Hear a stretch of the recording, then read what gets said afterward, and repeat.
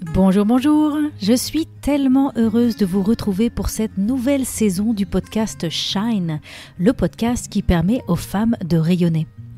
Cet été et au début de l'automne, j'ai consacré toute mon énergie à l'écriture de mon prochain livre, Femme, fière, libre et puissante, qui paraîtra au printemps 2025. Et maintenant que le manuscrit est enfin entre les mains de mon éditeur, je suis ravie de revenir vers vous avec des épisodes passionnants à venir. Et j'ai besoin de vous pour cette nouvelle saison. Je suis en pleine sélection des invités et j'aimerais savoir qui vous aimeriez entendre au micro. Avez-vous récemment lu des livres qui vous ont transformé, assisté à des conférences inspirantes ou découvert des personnes formidables dont le travail mérite d'être partagé ? Alors envoyez-moi vos recommandations, soit par email. Mon adresse c'est christine@christinelevicky.com ou bien vous pouvez me trouver sur Instagram @christinelevicky.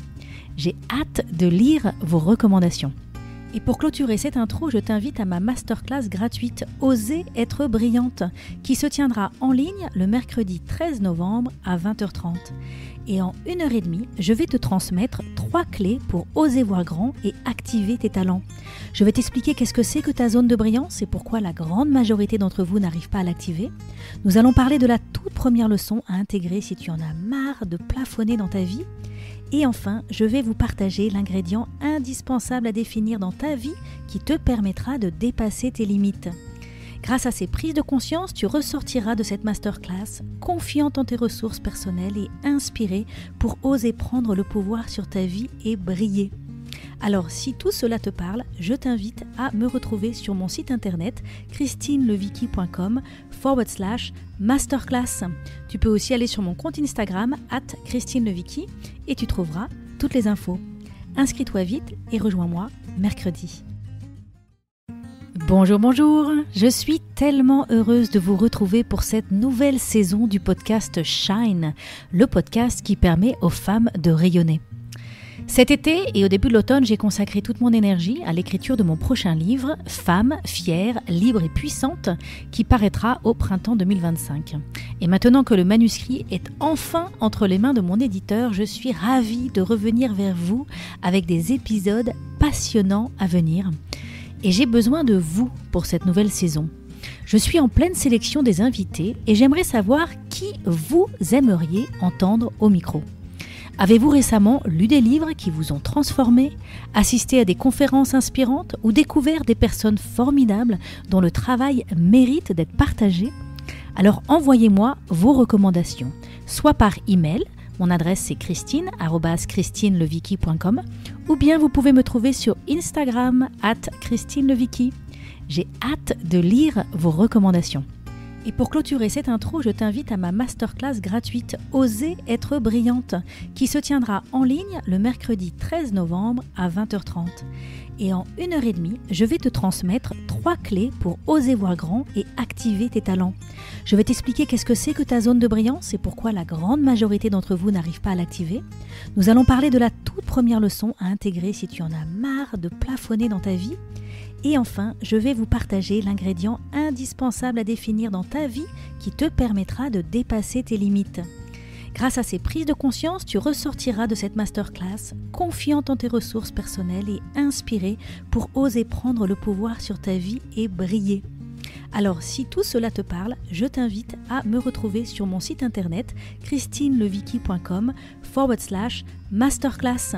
Tu peux aussi aller sur mon compte Instagram @christinelevicky et tu trouveras toutes les infos. Inscris-toi vite et rejoins-moi mercredi. Aujourd'hui, je reçois au micro Josiane Assmann pour parler de son premier livre, Les fleurs de l'âge, publié aux éditions Flammarion. Josiane est chroniqueuse télé, journaliste et critique littéraire. Dans son livre, elle nous questionne sur les notions de jeunesse et de vieillesse. À quel âge se considère-t-on comme vieille ? 40 ans, 50 ans, 70 ans ? Elle dresse alors le portrait de femmes âgées de 50 à 100 ans. Elle les interroge sur leur vie amoureuse, sociale et professionnelle. Certaines sont mariées, d'autres sont veuves ou célibataires sans enfants. Elles évoluent dans des domaines et des milieux différents. Leur point commun ? Elles nous donnent envie de rêver notre vie, quel que soit notre âge. Alors bonjour Josiane et bienvenue. Bonjour Christine, bonjour. Est-ce qu'il y a quelque chose que tu voudrais ajouter pour te présenter? Ah non, c'est parfait, je suis ravie. C'est une belle présentation. Donc, dans ton livre, tu fais le portrait de plusieurs femmes qui ont entre 50 et 100 ans et tu appelles cette génération les pérenniales. Peux-tu nous expliquer ce Mhm. que tu veux dire par là? Oui, tout à fait. Alors en fait, les perennials, en anglais, ça veut dire plante vivace. Une plante vivace, contrairement à une autre plante, c'est une plante qui fleurit plusieurs fois. Et en fait, j'ai adoré ce mot quand je l'ai découvert. Alors, c'est pas moi qui l'ai inventé, hein, c'est une anglo-saxonne pardon, qui s'appelle Jean Appel et qui est rédactrice en chef d'un magazine qui s'appelle The What et qui a plus de 50 ans. Et en fait, elle s'est définie comme perennial parce que à travers cette idée de plante qui fleurit à plusieurs reprises, eh bien, on voit bien la démarche d'évolution, de réinvention. C'est-à-dire que ça caractérise un type de personnes qui vont pas se définir par leur âge ou par la génération à laquelle ils appartiennent, mais qui sont constamment en train d'apprendre, d'évoluer et qui vont donc se baser sur l'état d'esprit.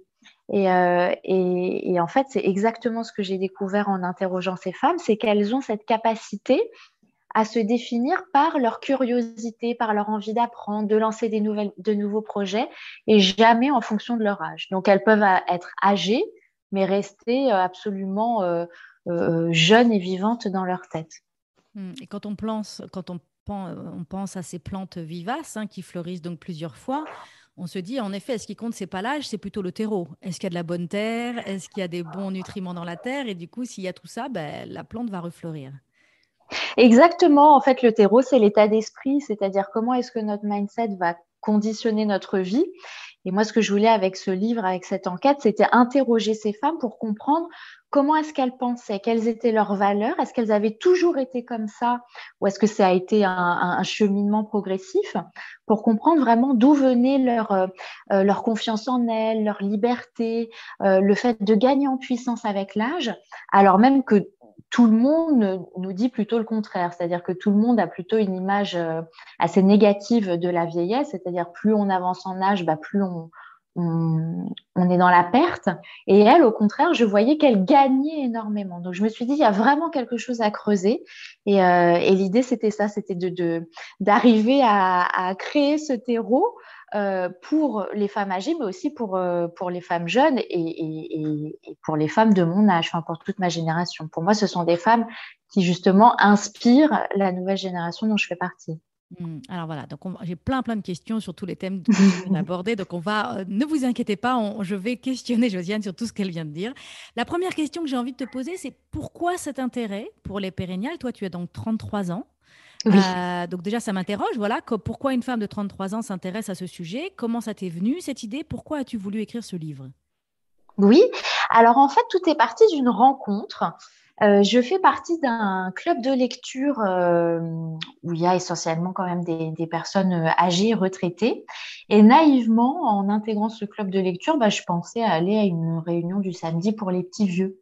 Et en fait, j'étais surprise de découvrir tout le contraire, c'est-à-dire que je suis tombée sur des personnes qui avaient une vitalité, une soif de vivre, de l'humour, de la confiance. Je me suis dit, c'est incroyable le décalage qu'on a entre l'image qu'on se fait de la vieillesse et ce que j'avais en face de moi. Surtout l'une des personnes de ce club de lecture qui s'appelle Jackie, qui a 70 ans et qui est devenue depuis une amie, avec qui j'ai pris un café un jour. Et en fait, je la voyais sur son smartphone, en train de préparer ses vacances, en train de préparer ses projets. Je la voyais extrêmement moderne, curieuse, vraiment avec une vie sociale très, très remplie. Je me suis dit, il faut absolument que j'aille interroger des femmes comme Jackie pour comprendre comment elles font et pour montrer que c'est pas parce qu'on vieillit qu'on se fane, en fait. Donc ça, c'était vraiment le point de départ de mon livre. Et la deuxième chose, c'est que, en fait, c'est intéressant parce qu'on me pose toujours cette question de pourquoi moi, en tant que jeune, je m'intéresse à des femmes plus âgées. Et ben parce que même les jeunes sont victimes de jeunisme. C'est-à-dire que même quand on est jeune, on a déjà cette hantise de la péremption, c'est-à-dire que moi j'ai entendu plein de fois des filles de 20 ans qui ont peur d'avoir des rides plus tard.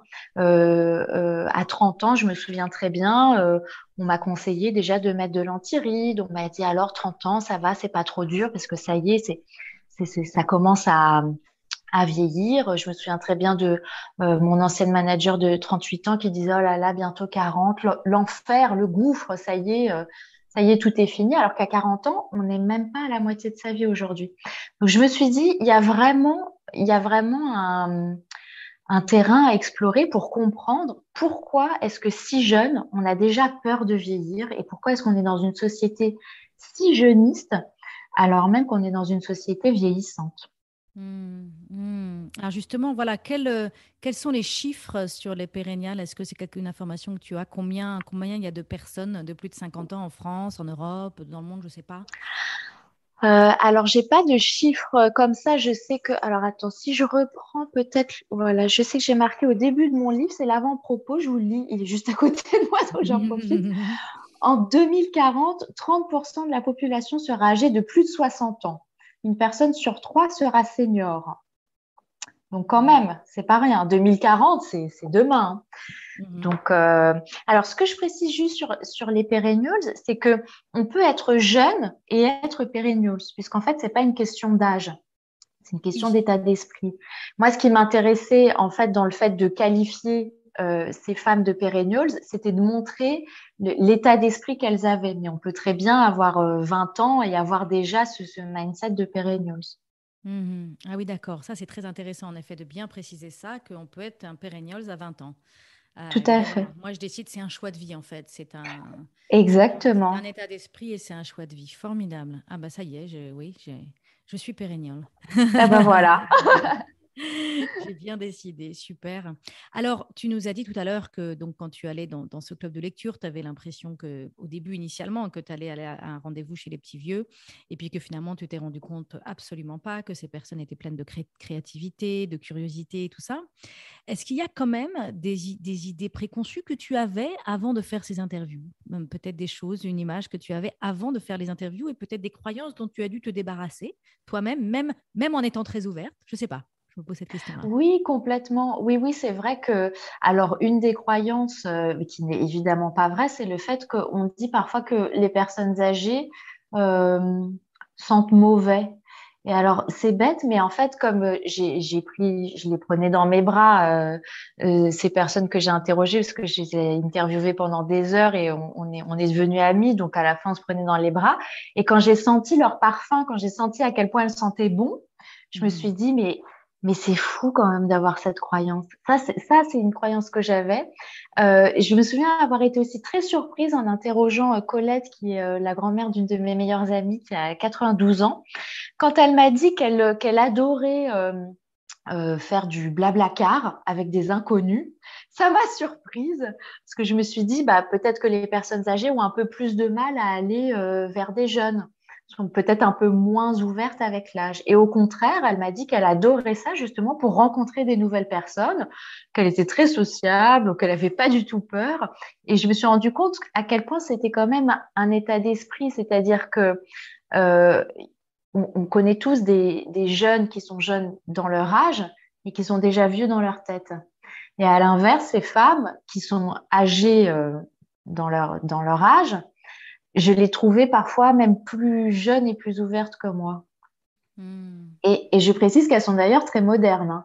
Ça, c'est pareil, c'est une croyance qu'on a qui n'est pas vraie pour tout le monde. Alors évidemment, il y a des personnes âgées qui sont un peu larguées par, je sais pas, les réseaux sociaux, les smartphones, mais il y en a énormément qui maîtrisent très très bien ça.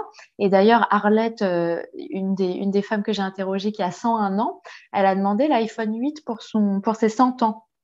Moi, je l'ai interrogée, elle était devant moi avec son ordinateur portable, son smartphone. Elle appelle ses arrière-petits-enfants. Bah, Colette, elle se commandait un taxi par une application. Enfin, elles sont, en fait, plus on est curieux, plus on est ancré dans le présent, plus on est présent dans le monde social, en fait. C'est ça qui maintient en vie. C'est ça qui donne de la fraîcheur et de la jeunesse. C'est vraiment une question d'état d'esprit. C'est incroyable à découvrir. Mhm. Donc j'ai envie de rebondir sur ça et que tu me développes un petit peu plus qu'est-ce que tu as appris. Mais avant ça, j'avais envie qu'on définisse et qu'on parle un petit peu de cette notion du jeunisme ou de l'agisme. Déjà, est-ce que l'agisme et le jeunisme, Ouais. c'est la même chose? Et voilà, qu'est-ce que c'est que ce phénomène? Oui, alors l'agisme, en fait, c'est pas exactement pareil que le jeunisme. L'agisme, c'est lorsque l'âge est utilisé pour catégoriser et diviser des personnes de telle façon qu'elles vont subir des préjudices et des injustices, qu'elles sont désavantagées. Mais l'agisme concerne à la fois des personnes âgées et des personnes jeunes, alors que le jeunisme, en fait, c'est la tendance à vouloir absolument contrer la vieillesse, à vouloir aller absolument vers la jeunesse. Donc, c'est pas tout à fait la même chose, mais en tout cas, ce qui est intéressant de constater, c'est que c'est une forme de discrimination, au même titre que le sexisme, que le racisme. C'est un phénomène qui est mondial, dont on ne parle absolument pas, bien qu'on en parle un peu plus maintenant, parce que pour la première fois, l'ONU a fait un rapport sur l'agisme, parce qu'en fait, on s'en rend pas compte, mais une personne sur deux a une remarque agiste dans le monde. Donc, c'est moi, c'est toi, c'est toutes les personnes qui nous écoutent. En fait, on s'en rend pas compte, mais c'est tellement ancré dans notre quotidien. Quand on dit, par exemple, ah bah, le petit jeune, il sait rien faire, il est jeune, c'est normal. Bah, pas Mhm. forcément. À l'inverse, quand on dit la vieille, elle perd la boule, c'est pareil, c'est une remarque agiste. C'est pas parce Mhm. qu'elle est vieille qu'elle n'a plus de mémoire. La mémoire, c'est un muscle. Donc en fait, si on l'entretient, moi je l'ai vu, les femmes que j'ai interrogées, elles ont plus de mémoire que moi. Mhm. Donc, donc en fait, c'est toutes ces petites remarques qu'on a l'habitude d'entendre et qui sont tellement intégrées qu'on n'y fait plus attention. Mais ce qui est très dangereux avec l'agisme, c'est que plus on l'intègre, plus on le vit et plus on se dénigre, en fait. Quand on vieillit, quand on pense par exemple que comme on est vieux, eh ben, on sert plus à rien, on n'a plus d'utilité sociale ou professionnelle, eh bien, c'est là où on prend un coup de vieux. C'est parce qu'on pense ça qu'on le devient, pas parce qu'on est vieux. Mhm. Donc, en fait, c'est ce qu'on appelle une sorte de prophétie autoréalisatrice, Mhm. autoréalisatrice, pardon. C'est de l'auto-agisme.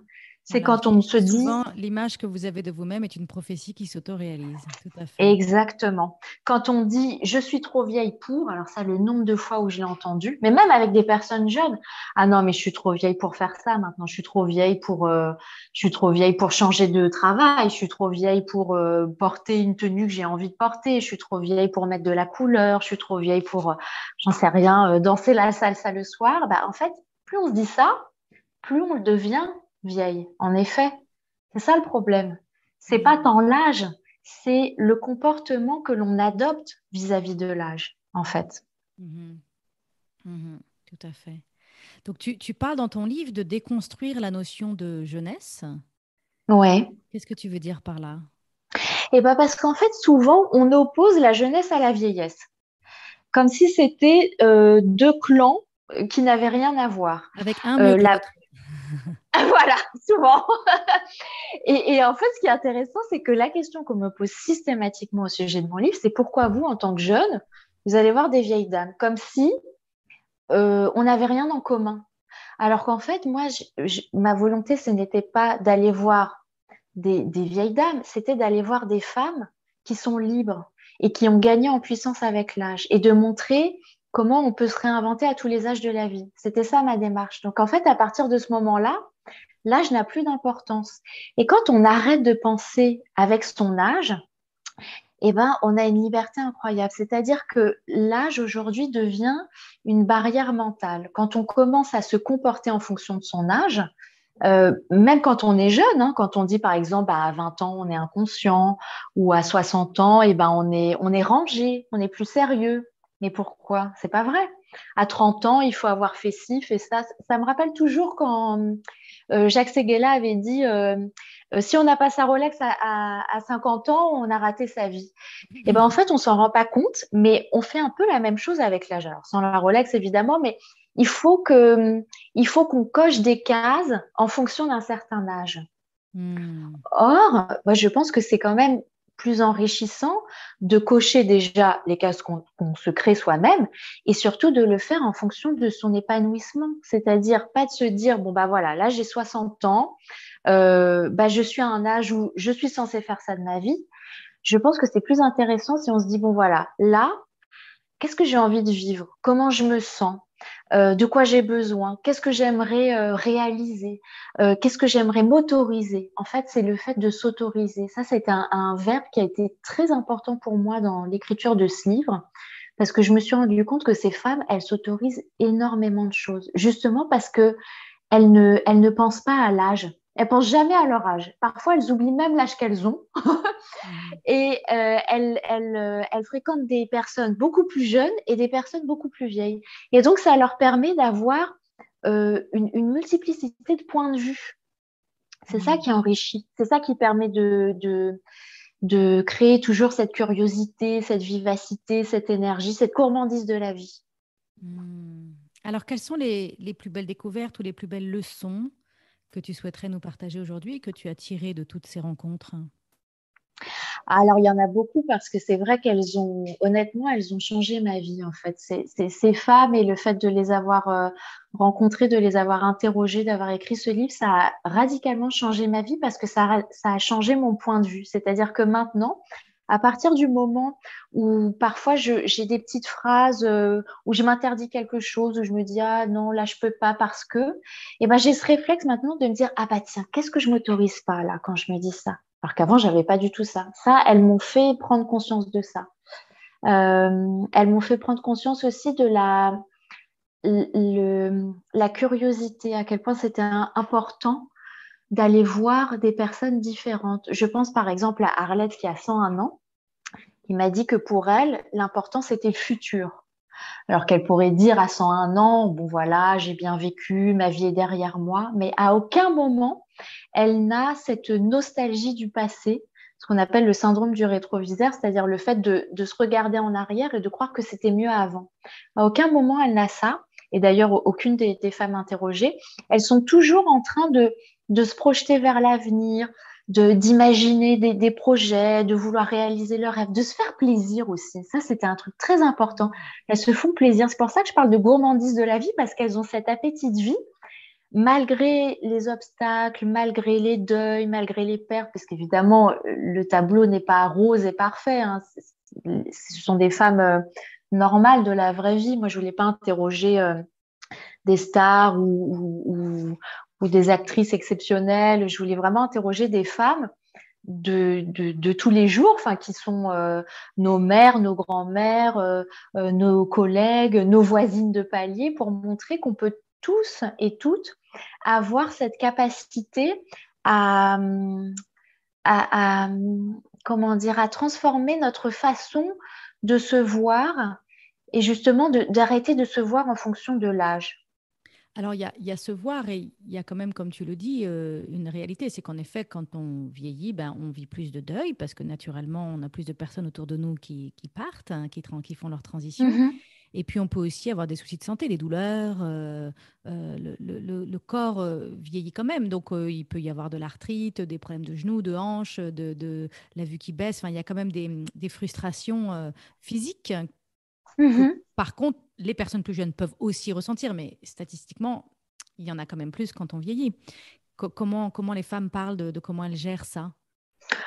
Bah, en fait, elles le gèrent comme elles peuvent. C'est-à-dire que évidemment qu'elles ont mal au dos, mais en fait, ce qui est drôle, c'est que moi, j'ai 30 ans, j'ai mal au dos aussi. Donc, je pense qu'on est malheureusement, on est dans une société où on a tous mal quelque part, quel que soit l'âge.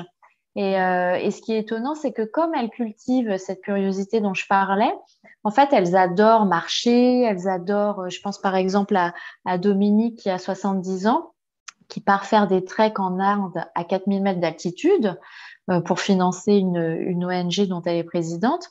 Et je lui dis, bah alors Dominique, tu es super sportive, qu'est-ce que tu fais? Elle me dit, ah non, moi j'ai horreur de ça, je fais pas de pilates, je fais pas de yoga, ça m'ennuie. Alors, je lui dis, bah si tu arrives à faire des treks, comment tu fais? Elle me dit, mais parce que c'est tellement beau là où je suis dans ce paysage, qu'en fait le fait de marcher, évidemment que c'est intense. mais elle est tellement heureuse, elle est tellement épanouie de cultiver ça que c'est une façon pour elle de s'entretenir et de faire du sport. Mhm. Perla, elle va marcher tous les jours. Colette, c'est pareil, elle va marcher tous les jours et c'est une forme de méditation pour elle. Donc l'idée, c'est quand même d'arriver à bien vieillir et de s'entretenir parce qu'on est vraiment dans une société de la longévité, c'est-à-dire que on est en train d'allonger l'espérance de vie. Donc, d'année en année, on va vieillir de plus en plus vieux. On va tous finir à centenaire. Donc, il faut bien avoir ça en tête. C'est-à-dire que aujourd'hui, on va avoir toute une vie après la retraite. Et l'idée, c'est qu'est-ce qu'on va faire de cette vie et comment on la remplit le plus possible et comment on s'autorise justement à la vivre pleinement.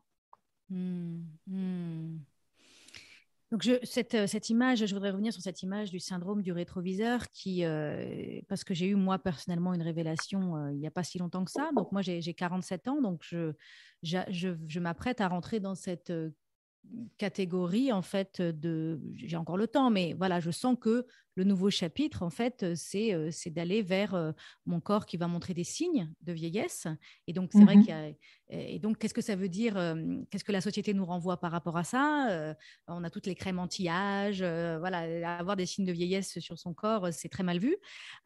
Et donc, j'avais justement pas envie, j'ai eu cette conscience avant d'entendre parler que ça s'appelait le syndrome du rétroviseur. Je me suis dit, mais moi, j'ai pas envie de regarder en arrière et d'avoir des regrets. J'ai pas envie de me projeter sur mon passé, de me dire, ah, si seulement je pouvais encore être comme j'étais avant.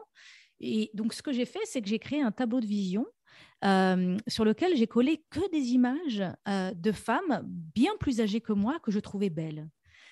Et donc des femmes qui montraient tous les signes de vieillesse, hein, des rides, des cheveux gris et tout ça, mais que je trouvais tellement rayonnantes et tellement belles parce que je me suis dit, j'ai envie de me réjouir du futur, en fait. Et c'est ce que tu disais tout à l'heure, hein, de cette femme qui disait, ce qui compte, c'est l'avenir, c'est le futur.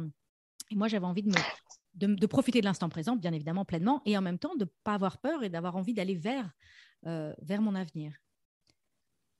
Voilà. Ouais, mais c'est génial ce tableau de vision, de visualisation. Je trouve ça vraiment très beau. Et d'ailleurs, c'est quelque chose qu'on a fait, parce qu'en fait, le livre a fait l'objet d'une exposition en galerie d'art à Paris, dans une galerie qui s'appelle L'Œil Bleu. Et j'ai monté l'exposition avec Sandrine Alouf, qui est une créatrice qui s'est elle-même réinventée à de nombreuses reprises dans sa vie. Et en fait, on a fait tout un mur d'inspiration où on a collé des photos de femmes très âgées qui étaient rayonnantes, qui étaient drôles, qui étaient stylées, qui étaient en train de créer pour montrer des choses qu'on ne voit jamais nulle part, que ce soit dans les médias, les films, les publicités, les magazines, de montrer que ça peut être beau de vieillir, que ces signes de l'âge, justement, ça peut aussi être une façon de raconter la vie qu'on a eue. Tu parlais de rides tout à l'heure et c'est vrai qu'il y a un vocabulaire qui est extrêmement violent autour de ces crèmes qu'on appelle anti-rides, anti-âge. Alors, qu'est-ce que ça veut dire anti-âge? Le fait de ne plus avoir d'âge. C'est pas possible de plus avoir d'âge. C'est comme ne pas avoir de rides. Les Mm. rides, c'est aussi une façon de raconter nos expériences en fait. Donc, si on les lisse, si on les gomme, ça veut dire qu'on cache aussi ça. Donc, c'est pas anodin. Je pense à cette phrase de Jeanne Moreau que j'aime beaucoup qui dit: La peur de vieillir abîme plus que l'âge. Et c'est vrai qu'il y a une pression immense chez les femmes, puisqu'on nous fait croire que vieillir, c'est négatif, que vieillir, c'est forcément quelque chose de laid, alors que vieillir, c'est aussi la chance de vivre. Donc, à partir du moment où on accepte de vieillir, à partir du moment où on accepte son corps tout court, d'ailleurs, quel que soit l'âge, et ben là, on change notre conditionnement, on va changer notre regard. Et en effet, le fait d'avoir des modèles autour de soi, et c'était vraiment le but avec mon livre, c'était de montrer d'autres rôles modèles, c'est-à-dire de montrer des représentations de la femme âgée qui soient dans quelque chose de positif et qui soient dans quelque chose de réaliste, qui ne montrent pas Sharon Stone ou Sophie Marceau qui sont des exceptions. D'avoir cette représentation-là, elle est très importante parce qu'elle aide justement à s'imaginer plus tard de manière positive. Parce que si on ne voit pas de modèle, on ne peut pas s'imaginer ça. On peut pas se représenter quelque chose qu'on ne voit pas. Donc la représentation, elle est vraiment clé. La représentation de la femme âgée, de l'avancée en âge, de la longévité, de tout ce qu'on peut réaliser avec l'âge, c'est vraiment clé aujourd'hui. Je me souviens très bien d'avoir interrogé Marie-France Cohen, qui est une entrepreneure. À 70 ans, elle a remonté une boîte. Et elle adore ça. Et elle s'entoure de jeunes talents. Et elle adore ça. Et c'est un tourbillon d'énergie. Donc, c'est pour montrer qu'en fait, comment dire, tout est possible. Alors, ça paraît un peu facile de dire ça comme ça, mais c'est-à-dire que de montrer que des femmes âgées peuvent recréer des projets, peuvent faire des treks à l'autre bout du monde, peuvent mener des conférences sur l'histoire de Paris, peuvent écrire des livres à la retraite parce qu'enfin elles ont le temps de le faire. Tout ça, c'est possible. C'est ça qu'il faut montrer, c'est de montrer qu'on peut se réaliser à n'importe quel âge. Mhm. Je t'écoute parler là, et moi, ce qui me semble être un peu le fantôme qui survole tout ça, ou le gros nuage qui vient polluer tout ça, en fait, c'est que en tant que femme, en tout cas moi, c'est ce que j'ai vécu. Je ne sais pas exactement comment je l'ai vécu, mais c'était un peu des messages qui m'étaient envoyés un peu par tous les côtés, mais de manière consciente ou inconsciente. Il y avait un peu cette idée de sois belle et tu seras aimée, sois jeune, sois séduisante, sois jolie, sois féminine. Enfin, l'image de sois féminine, c'était voilà, sois mince et la taille fine, sois souriante. Beaucoup de critères sur mon physique, en fait, Mhm. qui me disaient et tout ça, et tu seras aimée, tu recevras de l'amour. Et donc, il y a beaucoup de peur quand notre corps vieillit et que peut-être on perd notre taille avec la ménopause, enfin, ça dépend, voilà, on prend des rides et donc il y a cette peur de se dire je vais plus être aimée, on va plus me regarder, on va plus, enfin, voilà, je trouve il y a un trauma en fait, il y a ouais, je sais pas si trauma est un mot trop fort, mais vraiment quelque chose autour de cette pression que les femmes ont par rapport à leur corporalité qui en fait nous déconnecte de notre puissance. Oui, tout à fait. Je suis tout à fait d'accord. C'est-à-dire que bon, le corps des femmes, c'est un énorme sujet, hein. Et c'est vrai que le corps des femmes, on fait de ce corps un objet. Donc, on se pense en objet. Ce que j'ai remarqué avec ces femmes, c'est qu'elles sont sujets, en fait. Elles ne se pensent pas en objet, mais en sujet. Donc, elles n'ont pas cette hantise de la péremption parce qu'elles n'ont pas l'idée que la jeunesse et donc, elles n'ont pas l'idée que la jeunesse s'associe à la beauté et que la beauté se fane. Et comme Hmm. elles ne sont pas là-dedans, en fait, elles sont rayonnantes. Elles rayonnent, c'est-à-dire qu'elles ont une sorte de d'aura. Euh, Elles ont une vie sociale extrêmement riche. Elles sont tout le temps par monts et par vous. Tout le monde veut les voir. Tout le monde veut faire des projets avec elles. Tout le monde veut partir en vacances parce que forcément, elles rayonnent.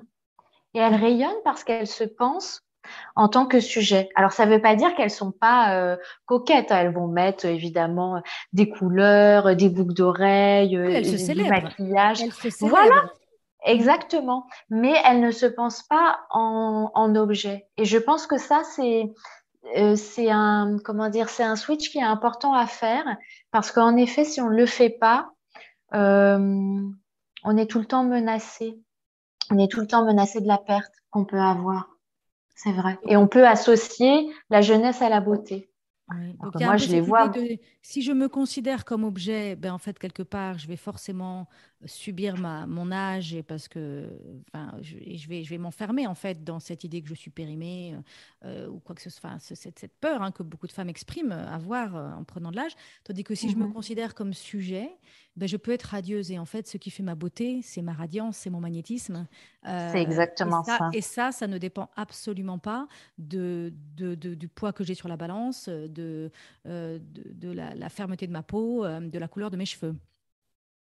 C'est exactement ça. Je me souviens très bien de Patricia, une des femmes que j'ai interrogées, qui me disait, il faut pas réfléchir en termes d'âge, mais de rayonnement. Et c'est vraiment cette idée de rayonnement, c'est-à-dire qu'est-ce que je dégage en moi. Et plus on est dans la curiosité, l'appétit de vie, le fait aussi de considérer qu'on peut tomber amoureuse à n'importe quel âge et pas arrêter de penser qu'à partir d'un certain âge, voilà, ben, il peut plus rien nous arriver sur le Alors ça, plan amoureux ou j'en voulais sexuel. parler de ça, voilà. Ça fait partie des Ouais. thèmes que je voulais aborder avec toi, c'est le thème de l'amour et de la sexualité. Est-ce que c'est des thèmes que tu as abordés avec les personnes que tu as interviewées? Qu'est-ce que tu as appris? Qu'est-ce que tu as découvert? Et qu'est-ce qu'on peut nous apprendre par rapport à ça suite à toutes ces rencontres? Oui, alors là, c'est un thème qui renferme énormément de tabous. Je me suis rendu compte en creusant le sujet qu'il y avait énormément de clichés autour de la sexualité des personnes âgées, qui seraient donc évidemment inexistantes, ou si elle est existante, qui serait très très pieuse et très prude. Là encore, c'est une question de représentation puisque on ne voit nulle part des personnes âgées amoureuses, passionnées. On voit jamais dans les films, ou alors très très rarement, ça arrive récemment, mais ça reste vraiment une toute petite part de films. Voilà, des personnes âgées qui ont un coup de foudre, qui s'embrassent passionnément. Ça, c'est quelque chose qu'on ne voit pas. Donc, encore une Oui. fois, comme on ne le voit pas, on ne l'imagine pas. Comme on Mhm. ne l'imagine pas, on se dit que ça nous arrivera jamais.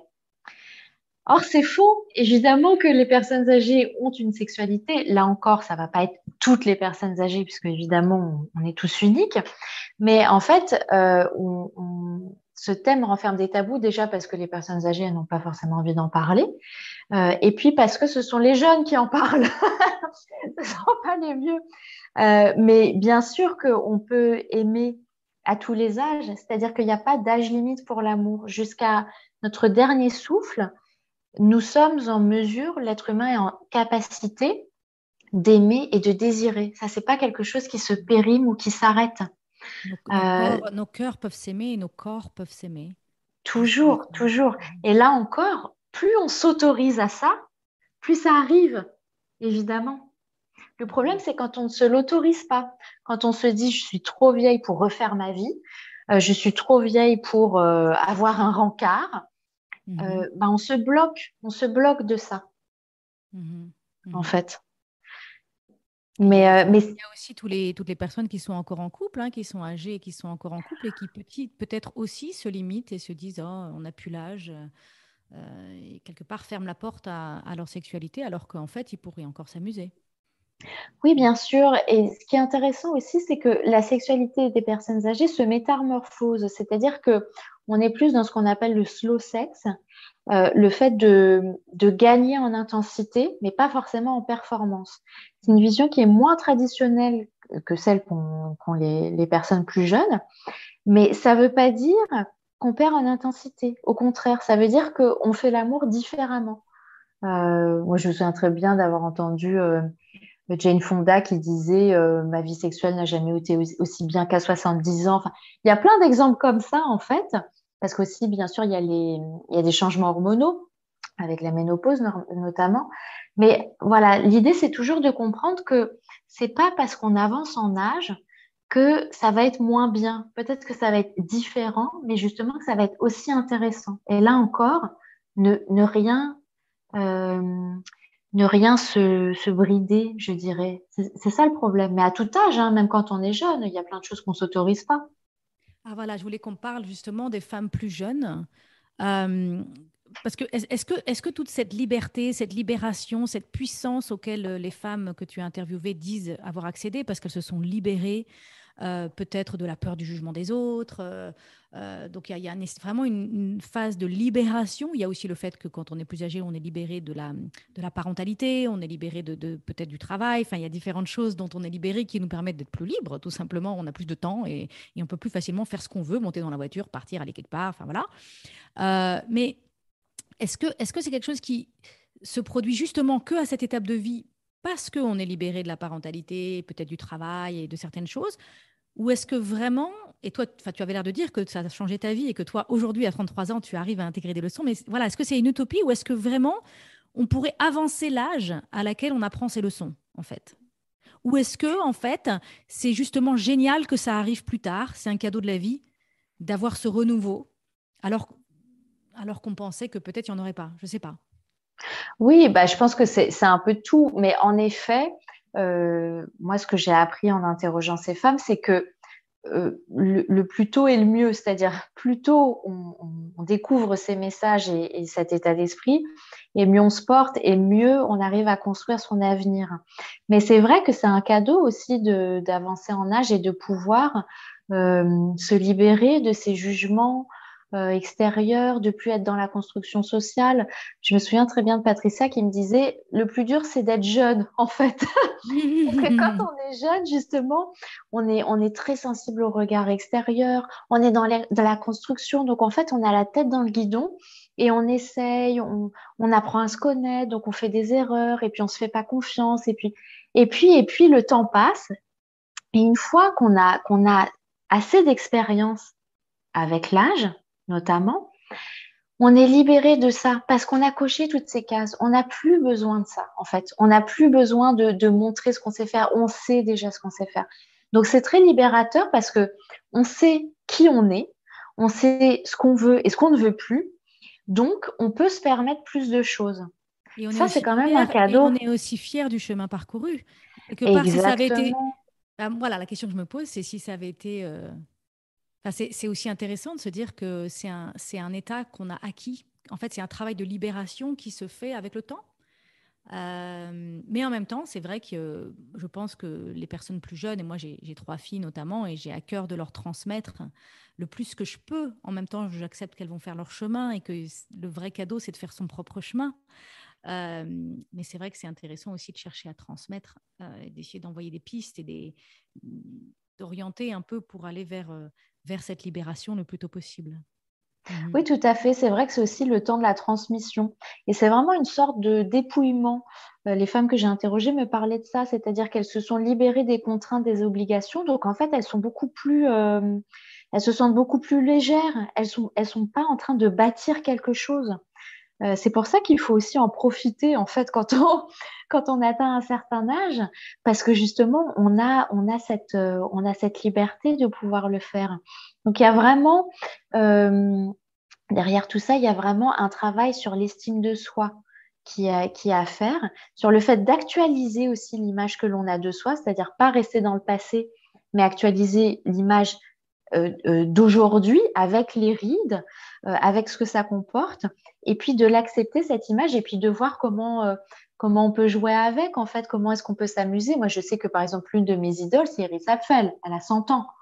Moi, je Mhm. la trouve beaucoup plus fun, stylée, intéressante que, je sais pas, une pop star de 20 ans, par exemple. Donc, Mhm. c'est aussi un âge où on devient un modèle pour les jeunes générations. D'avoir rencontré ces femmes, ça m'a beaucoup appris parce que j'ai pu leur poser des questions, parce qu'elles sont passées par là, en fait. Elles connaissent tout ça, donc elles ont les réponses. Donc, c'est vrai que dans ton livre, là, il y a un vrai message de cultiver les liens intergénérationnels.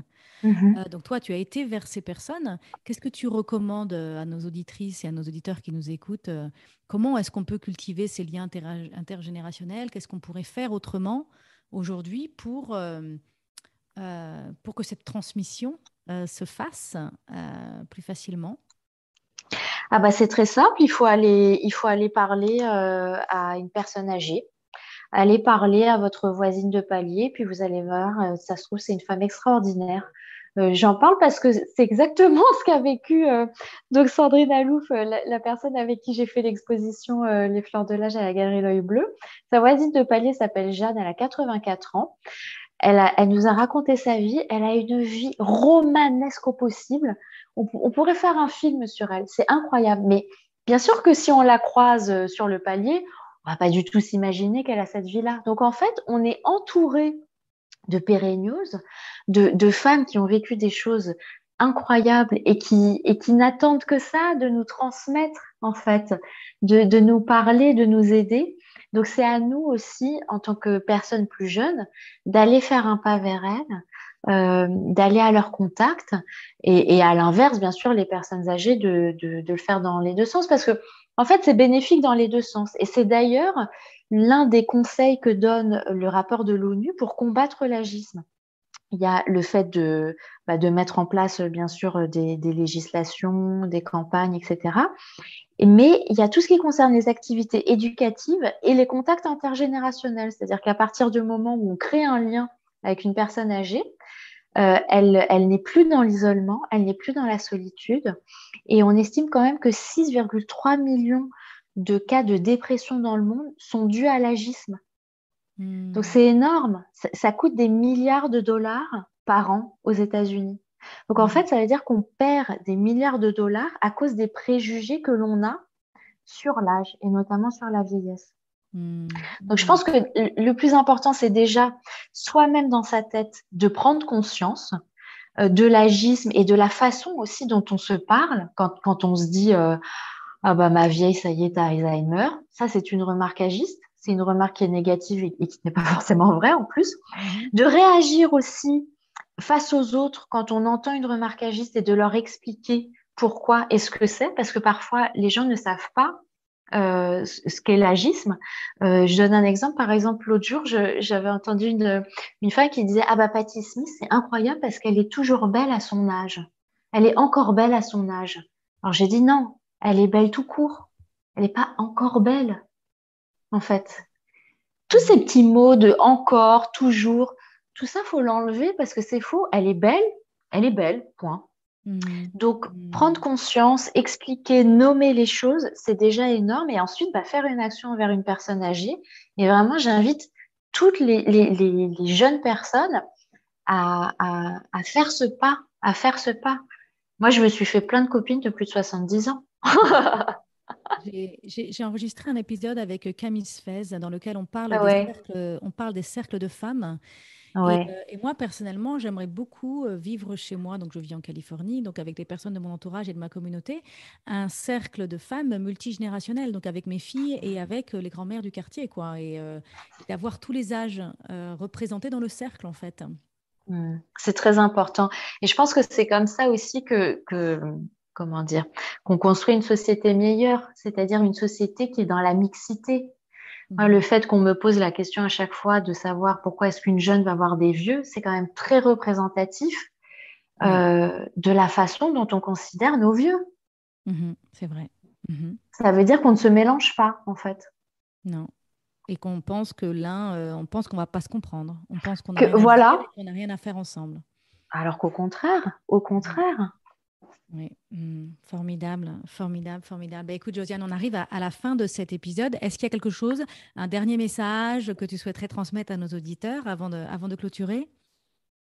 Eh bien, je voulais juste préciser qu'il faut arrêter de faire croire aux femmes qu'elles ont une date de péremption.